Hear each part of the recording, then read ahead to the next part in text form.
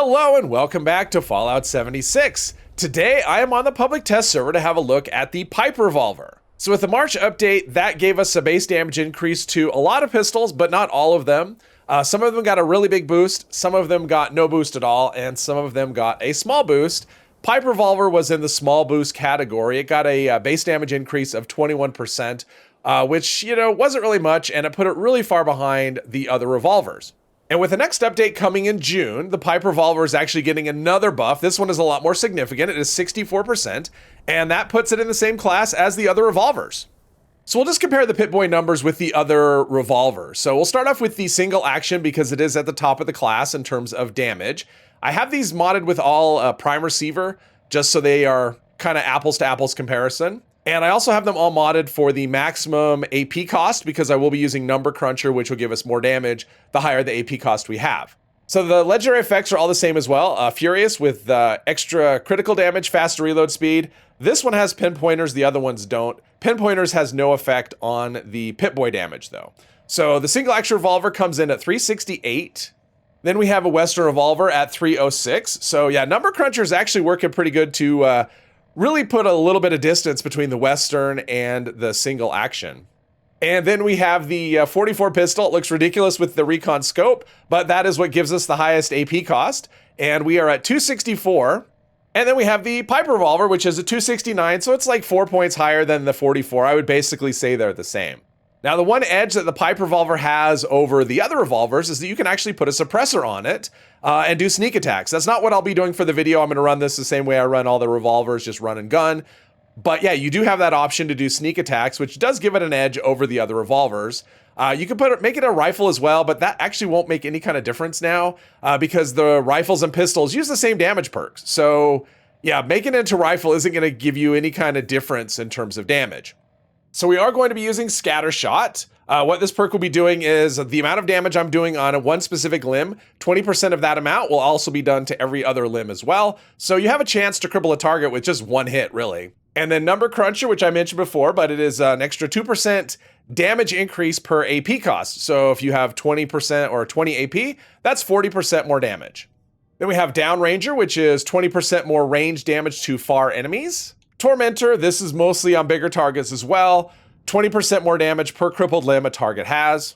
Then we have the Expert and Master, Gunslinger, and Gorilla perks. Because we will be using the Onslaught system, we do have Furious as our primary legendary effect. And also Gunslinger, which will give us an extra 12% weak spot damage. And the reworked Adrenaline perk, which gives us 10% more damage per kill, up to 10, so that scales up to 100% bonus damage. And I will be doing critical hits whenever possible, so Critical Savvy and Better Criticals. And here are the mutations, the ones I care about the most, in this particular case anyway. Speed Demon for an extra reload speed. Herbivore to get double the benefit from veggies. We'll be using Blight Suit for critical damage, so this will give us 100% rather than the normal 50. And Eagle Eyes, which gives us an extra 50% critical damage. And Adrenal Reaction, which works like Adrenaline. It's half though, it's 5% per kill rather than 10%. But add those two together, and when you are killing, multiple enemies that are, close together, your damage will scale up pretty good. And the Blight Soup that I mentioned before for an extra 100% critical damage. So I'm not running this suppressed for two reasons. First reason, all right, it's a torso shot. First reason is because I'm not going to be doing any sneak attacks. And second, I actually like the, there we go. I actually prefer the sound. I don't love the sound of the suppressed. Some weapons I do. This weapon I don't like the sound it makes when it's suppressed. And I actually do like the unsuppressed sound. I think it actually sounds. It sounds beefy, and those are some pretty good damage numbers. Now I said I'd be doing critical hits. So far I don't know that I've done any. I'm not really. This thing hits really hard. Obviously these are just run of the mill super mutants, but yeah, for this gun now it actually hits really hard, and I've always kind of liked the Pipe Revolver, but you tended to have to make it as a rifle and spec, the pistol perks and the rifle perks, which is a big commitment to one weapon, running, what is that, 18 perk points just to make the gun do decent damage, and you don't need to do that anymore. Now it just, you just use the same perks for whatever you're running if you're running rifles and pistols. And this thing tags along, and it does the normal thing where it misses in VATS. And I still have my kill streak going. Let's, all right, keep the kill streak going. But yeah, I know it's about 100 points behind the Western, or not the Western, the single action revolver, which sounds like a lot, and I guess it is a lot. However, this thing does enough damage that against most enemies probably doesn't matter. Yeah, that first shot missing though, I do find that not all the time. It's just one of those server by server things. You know, sometimes you'll miss every shot or every first shot, and other times it'll work great. I was using this earlier and it was fine. But now it wants to miss all of the shots. And usually there's 2 robots in here. Apparently not this time. So let's see. Oh, that wasn't 95. Okay. There we go. And another one. All right. Yeah, that sometimes, let's do a critical to you. I mean, 2800 from a, you know, from a pipe gun, from a pipe revolver, I think is, I'm happy with that. 1400 on a non-critical hit. So yeah, the 28 was a critical, and that 18 was, I don't know what that 18 was. I guess that's just adrenaline doing its, well, adrenaline should have been doing its thing all along. I don't know. We're getting good numbers though, regardless. I mean, that's just, yeah.